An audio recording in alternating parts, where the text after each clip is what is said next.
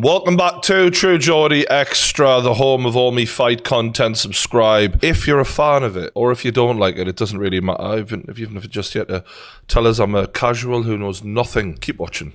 You know, I appreciate it. Khabib put out a tweet after Dustin Poirier's victory over Conor McGregor. Good always defeats evil. Very happy for Dustin Poirier, and I hope you'll get the belt at the end of the year. Clearly taking aim at Conor McGregor in this. Dustin being the good, Conor McGregor being the evil. A bit of a childish way to look at it. Like, I get you think McGregor is a dick. I don't have a problem with that personally, but it's the way he's framed it as though this is sort of Star Wars or Harry Potter. It isn't. Dustin has bad qualities. Conor has bad qualities. It isn't quite as simple as what he's made out, which I think is kind of what Conor was taking the piss out of in his rebuttal. Not trying to defend him before anyone jumps on me, you know, I'm a McGregor fan, all of that, but you know, let's be honest. I'm saying that quite quietly these days because of tweets like this. COVID is good and father is evil? Question mark. No, I'm not going to defend this, but I'm merely trying to explain. I think Conor here, although he's mentioning Khabib's dad dying, which is fucking terrible, he's actually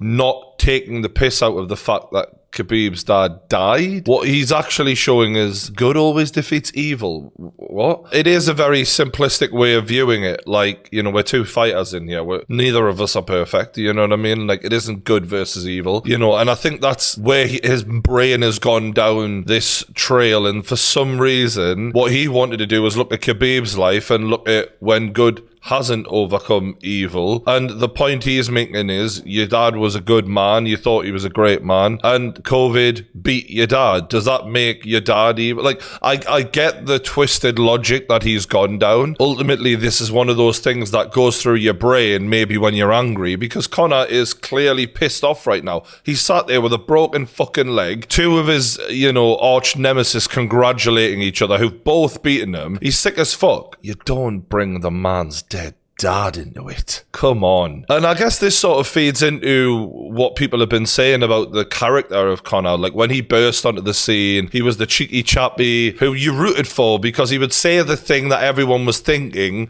and he would do it in a funnier way than any of us could. Now he's just scraping the barrel. It's like, your wife's your husband. Your wife is your husband. Your dad's dead. Like, that is not the Irish wit that we all enjoyed early on. And it's the mark of a bitter man who isn't, you know, feeling like he's too clever and too quick and outthinking everyone, which is what he used to be. And the irony of this bitterness is that on Conor's journey in the early days, he became the great fighter he was in the desperation of becoming a rich man to be able to look after himself and his family and all of that. Now he is that rich man. He wants to be the tough guy again. It's the riches that probably have taken that away from him, and he's sort of left, despite having everything he ever wanted, feeling unfulfilled again. You know, he's putting out tweets going, have that belt spit shine for me, and it's like, bro, get real, mate.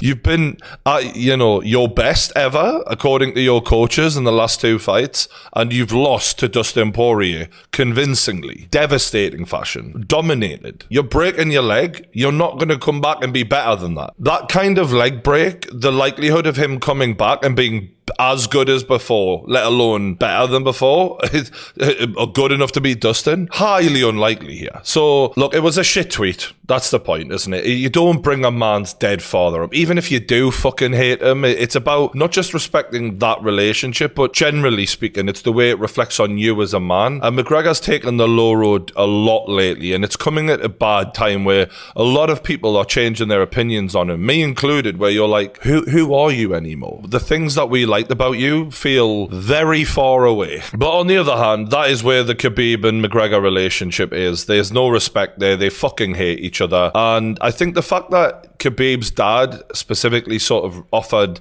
an olive branch to McGregor when he was alive makes this sadder. You're disgracing a man's memory who was clearly a very respected man by his students and a true, you know, a martial arts sensei. Like, that's some old school shit there. You don't fuck around with that. Say what you want about Khabib, but I feel like, it's just bad, isn't it? It's just fucking bad. You know, John Kavanagh, that is a man I highly respect and a great mind in the game, right? And clearly someone who's been valuable to McGregor over the years. There was a scene in the DVD, the fucking documentary, right, where McGregor is celebrating ridiculously at the start of his journey, and John goes, that's not how we do things here. And I get that at some point John had to let McGregor be the showman he is. You have to think John must be looking at that thinking, fuck me, mate. Like, you make it hard to be associated with you. You know, McGregor also went on to say this: jumping a guillotine is not a takedown. Absorbing a kick into the leg is not a check. A doctor stoppage is not a TKO. The game goes on, bitches. Pissants to me. All yous are. Not even peasants. Pissants. Now get to your stationed vlogger cameras, you novice bums. I feel personally attacked here. First off, let's talk about the guillotine here. Now, Michael Bisping, who I respect as much as anyone in MMA, basically said that McGregor knew he was getting taken down and it was inevitable, so he tried to give himself at least something to help himself out with when he was on his back, which was a potential submission. Conor McGregor has never completed a successful submission in an actual fight. He has never won by sub, to my knowledge, and if it was, it certainly wasn't in the UFC.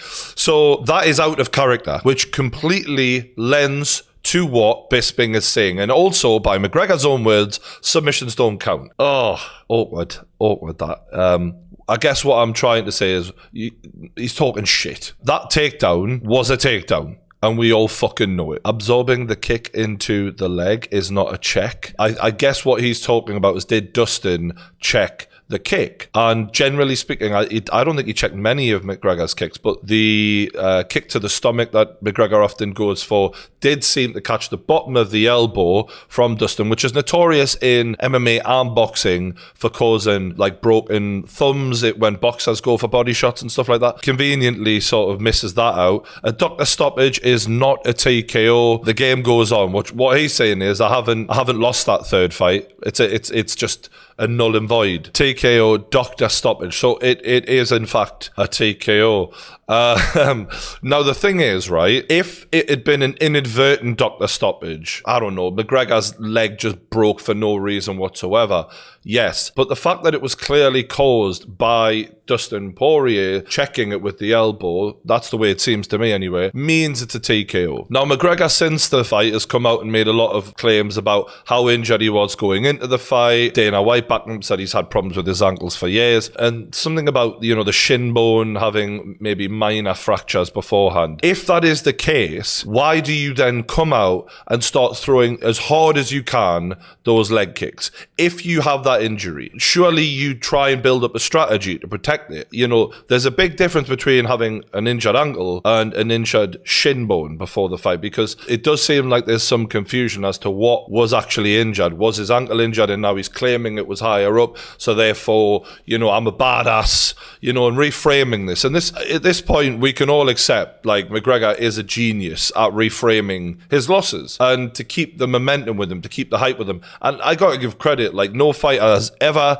in the history of MMA been better than McGregor at making his losses seem like wins. It's unbelievable. And maybe Chael Sonnen is the only one, but Chael would just deny it like as if it had never even happened. McGregor makes these excuses, and then in your head you're like, oh, well, yeah, I guess he could win the next fight. But no, I just can't carry on listening to this bollocks anymore. I don't know about yous, but like, you know, you can call your vloggers all you want, but this is pro fighters all saying this fight was only going one way. I've not heard a single top level pro fighter say McGregor was going to come back and win that fight. Not one. This ain't about the vloggers, right? Call me out all you want, mate. But when every fucking pro in the industry saying the same shit I am, might be for a reason. And this bitterness is obviously down to the ego. McGregor really felt and thought he was the best fighter in the world. And at one point, there's no doubt, he was at 145. But since leaving 145, he's like 3-3, man. At 145, he was bigger and people couldn't take his power. Outside of that weight class, a lot of people have had a lot more success at taking his power.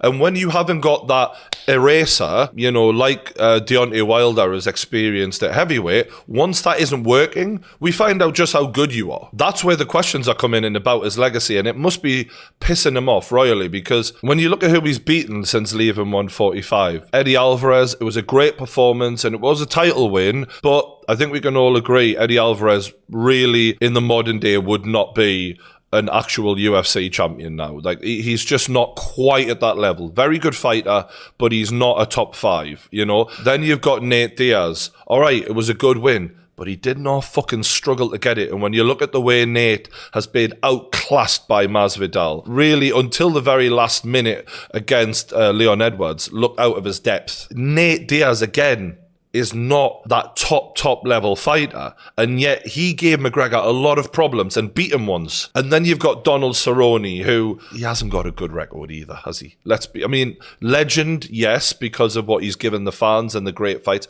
but he is not an elite fighter. So those are your best 3 wins outside of 145, and your losses are 2 to Dustin, 1 to Khabib, who are the elite. You're not elite. It's just a fact. And the best thing about this Dustin fight is it really makes it hard for the excuses to land, because if Dustin had been someone else who hadn't fought McGregor before, you know, Charlie Olives, for example, we could put that down to how good Charlie Olives was and not really question the decline of Conor. But because Conor beat Dustin so easily earlier on in his career, it makes it unavoidable. McGregor has declined, Dustin has progressed, and the consistency of Dustin is what has enabled him to come on so far. And McGregor, being not bothered, not training hard enough, is fucked him over in the long term. And you can make all the excuses you want. The true ones see clear as day what has happened here. And that's why McGregor is getting frustrated, and he's coming out with these statements because he's pissed off, because people see the game for what it truly is now, and you can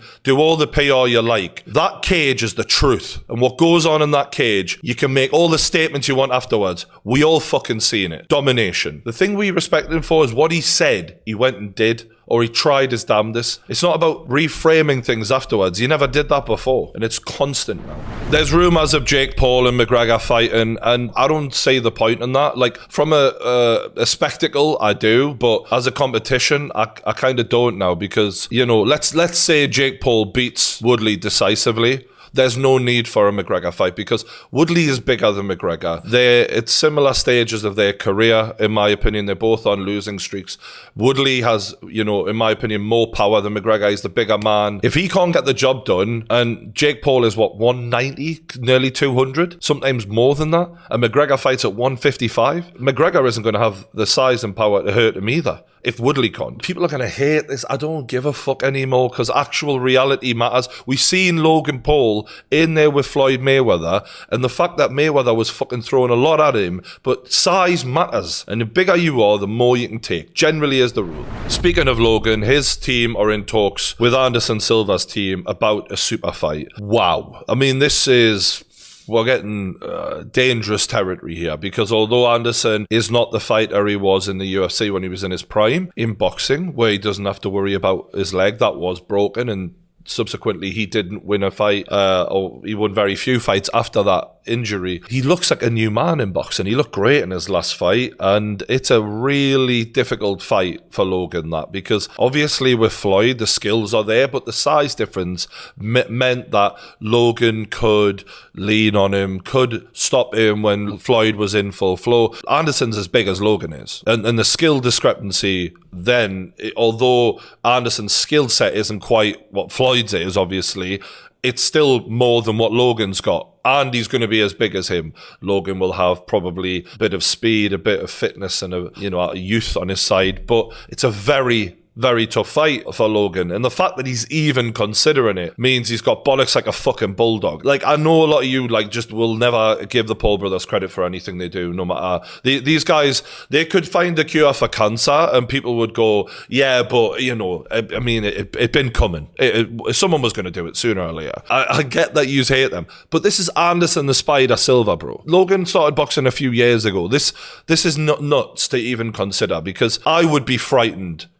Getting in a ring with Anderson, I know mentally we can all go, he's not what he was, he's older. When those eyes are staring you down, and that man, that fucking bald blackhead is coming towards you, hunting you down. No, I've seen how this ends, man. I've seen him kill people so many times. That would put the shit up any of us. So if Logan gets in there, fucking hell, credit where it is due. I don't care what happens. I don't care if he's stopped in the first round. That takes balls. I'm on one today, in case you couldn't tell. Colby Covington versus Kamaru Usman has been made. The second fight of these two, and the first one was an absolute classic. As good a fight as I've ever seen, ever. In UFC boxing, the technique, the fitness, the rivalry, the utter hatred, just the brutality of it. They started like a house on fire. It was a beautiful fight. And I think that these are the two best welterweights of all time. I know people love George St. Pierre, and what he did was paved the way, but to me, these two are just as good as it gets. I'm looking forward to it, but I do think Usman's came on leaps and bounds even since that last fight.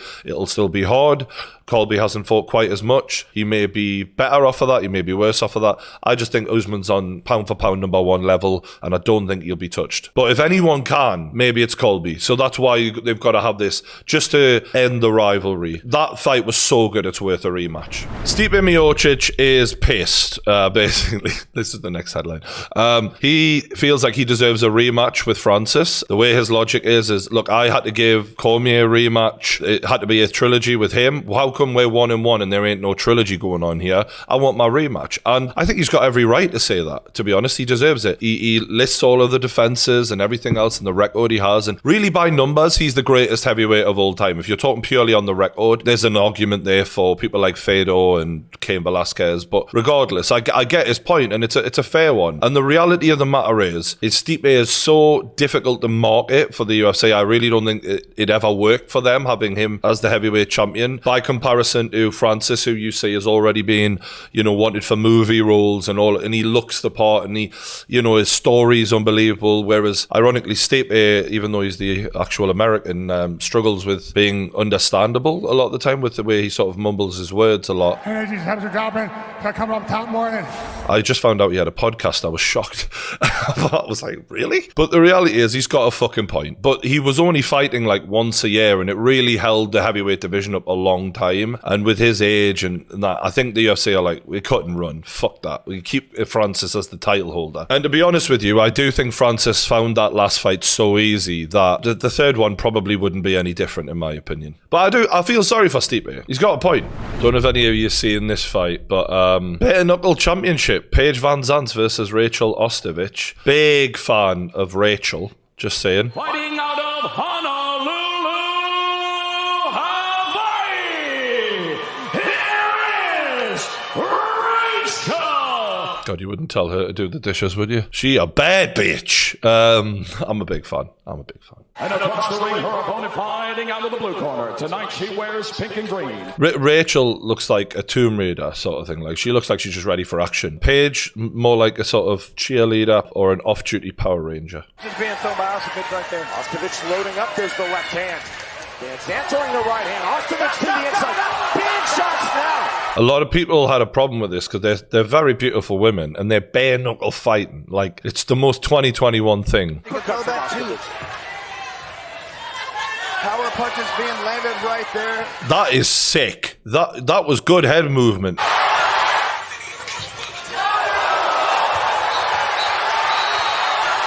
This is really good stuff, this. I thoroughly enjoyed this. And not for the, just as an athletic competition. Do you know what I mean? Oscar De La Hoya is fighting Vitor Belfort. I feel amazing. I feel literally better than ever. Absolute lie. Okay, you're lying. This guy has had major alcohol, substance problems, all of that since his career ended. He should be nowhere near a boxing ring. Part of me thinks him just getting smashed up now by Vitor Belfort would be just a healthy way to put this all to bed. I miss that getting hit. For some strange reason, I miss getting hit. So, come September 11th, it's going to be a lot of fun. It's a bit sad, this, because I get it. Like, fighting, it's so fun, it's addictive, and even from my limited experience, I love it. And being in that ring, there's nothing like it. But at the same time, you can only do that for so long. When your reflexes go, when your fitness goes, you're going to get a lot of punishment. But it ain't like another sport. Like, this shit is brain damage here we're talking about. And I don't know. I think De La Hoya, he's a bit deluded. I wouldn't mind fighting Floyd or Canelo. Canelo on the radar, possibly. Why not? Yeah. Why not? It's only power. That's all it is. I can just see, like, if that ever happened, that being clipped up, just as Canelo knocks him out, like, just devastatingly. Jesus Christ, mate. You know, I like the way he's just power. It's just power. I mean, there's a lot more to Canelo than power, mate. There's some bad blood there, so that may even fucking happen if he looks half decent in a fight. So that's all your main fighting news I've got at the moment. I still haven't got a name for this show. I need to sort it out. I also am starting a interview series where I talk to fighters, maybe pre-fight, post-fight, looking for a name for that, like a new podcast that I'm going to be doing. So hope you're looking forward to that, because True Geordie Extra is just going to be getting filled with more and more content. So subscribe if you haven't already, hit the like button. Thanks for watching, and I'll see you later.